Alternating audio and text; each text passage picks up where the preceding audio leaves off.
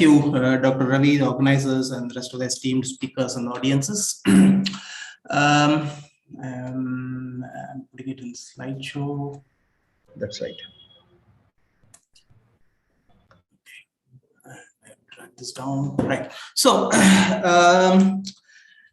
Fluent Grid is into software business dealing with electrical utilities for the last 2 decades.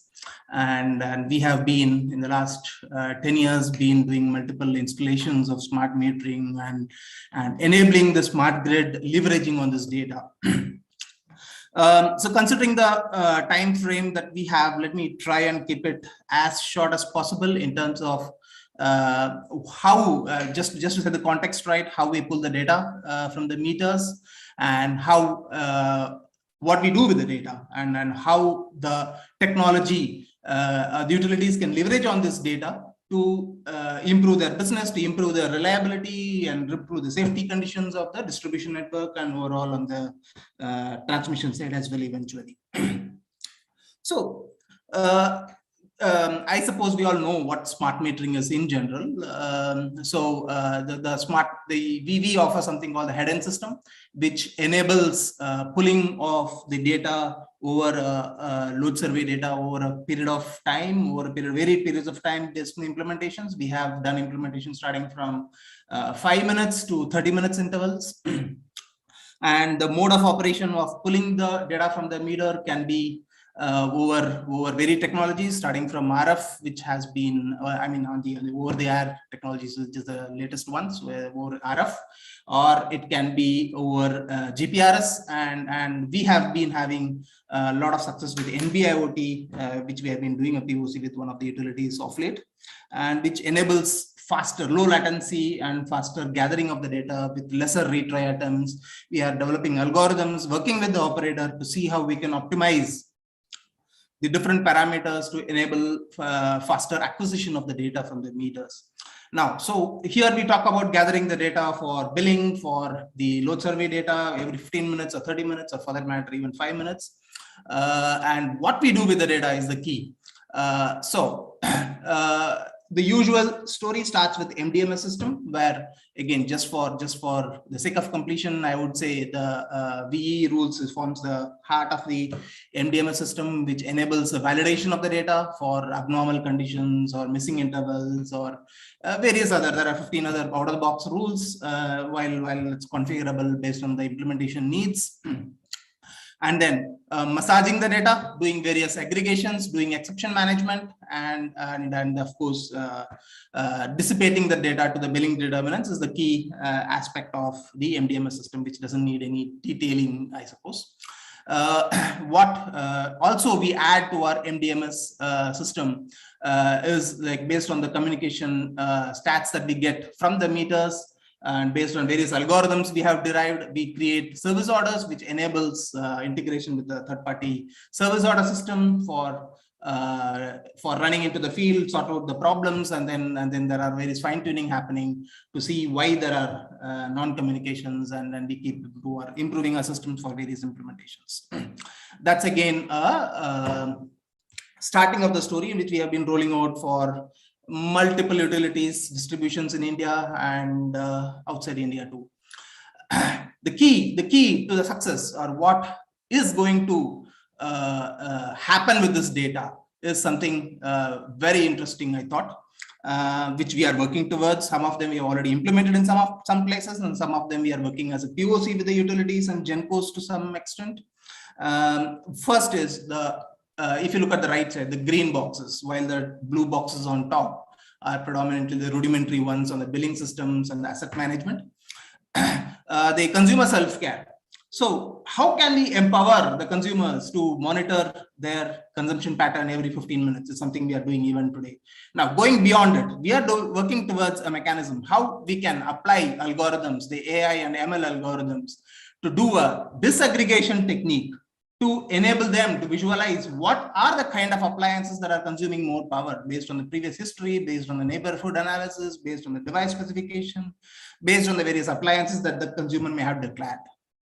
That is a very, very useful aspect that will empower the consumer to reduce his power consumption, and that would go a long way in our reduced energy consumption and decarbonization objectives, we believe. And then that's something we are very keenly pursuing on. And the next is the distributed energy resources, where as we mature, we have certain trouble with in some areas with the way we gather the data because of communication issues, which we are resolving.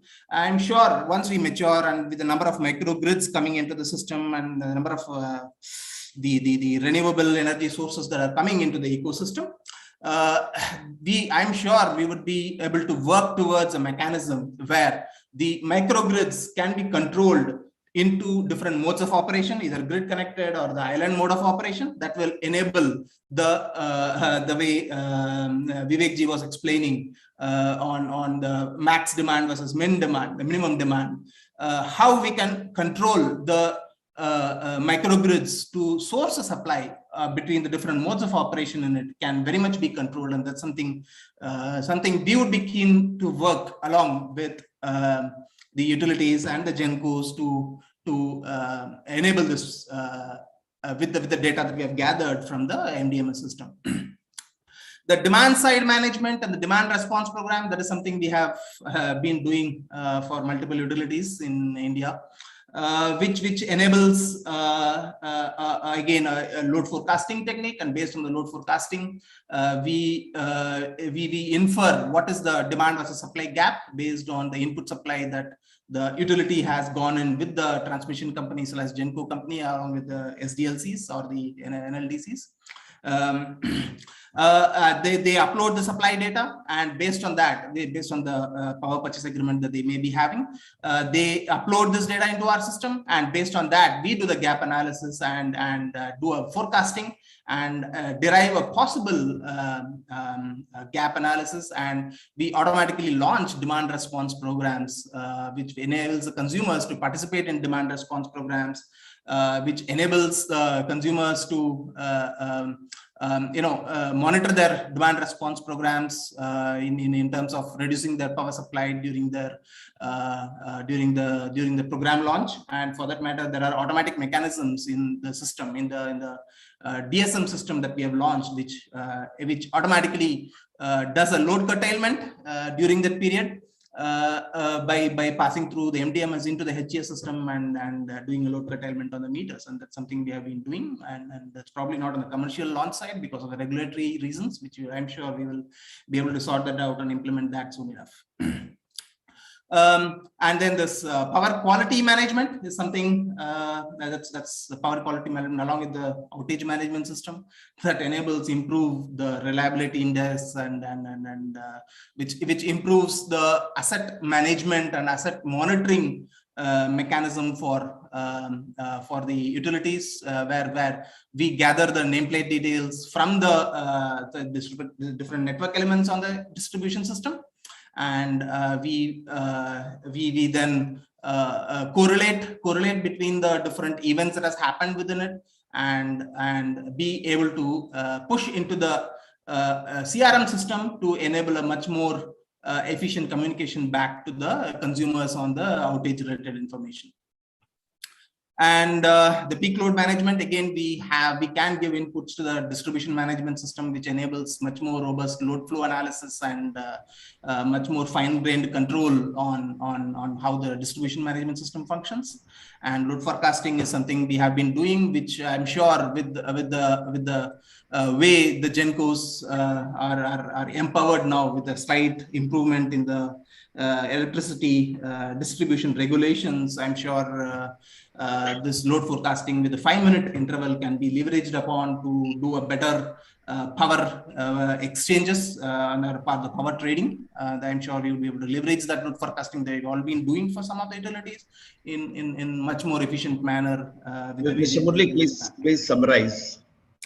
Right, sir. So, what I wanted to communicate is the key to the smart metering and the smart grid is ensuring that we gather the right data and be able to use the data in the right places and be able to apply the data and be able to gather the data from including the various sources, including the GenCos and including the generation companies and the transmission meters through those different ABT meters that we would be having, which is injecting the energy into the transmission system also. And that's about it from my side, sir. Thank you, Mr. Murali. Thank you so much.